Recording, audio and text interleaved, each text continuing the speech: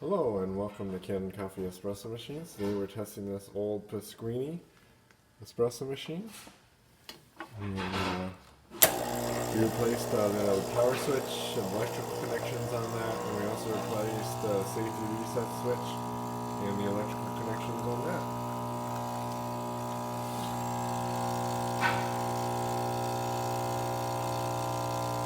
So we get a lot of crema with the shot.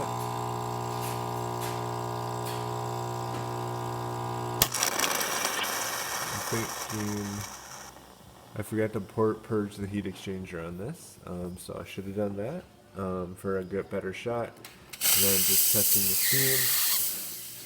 I noticed that one of the steam holes is clogged. Not sure if that's intentional.